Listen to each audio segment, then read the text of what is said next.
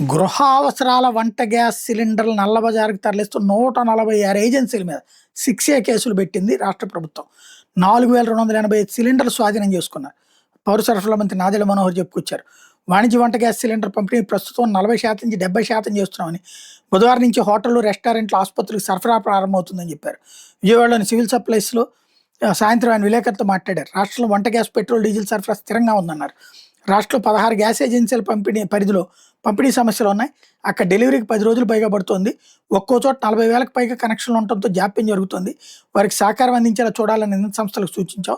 రోజుకి 2.79 లక్షల గృహ అవసరాల సిలిండర్లు డెలివరీ చేస్తున్నాం. సాధారణ రోజులతో పోలిస్తే సిలిండర్ సరఫరా పెరిగింది. ఓటీపీ ద్వారా సిలిండర్ డెలివరీ చేస్తారు. ఎక్కడైనా సిలిండర్ ఇవ్వకుండా డెలివరీ చేసినట్టు సందేశం వస్తే 1967 కాల్ సెంటర్ ఫిర్యాదు చేయాలి. ఖాళీ సిలిండర్ తీసుకుని గ్యాస్ ఏజెన్సీల దగ్గరికి వెళ్ళొద్దు.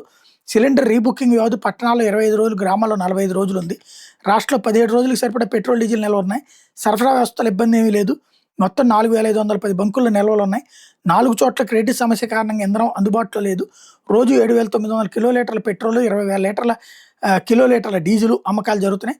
గతంతో పోలిస్తే డీజిల్ 8%, పెట్రోల్ 2.4% చొప్పున అమ్మకాలు పెరిగినాయి అని చెప్పుకొచ్చారు.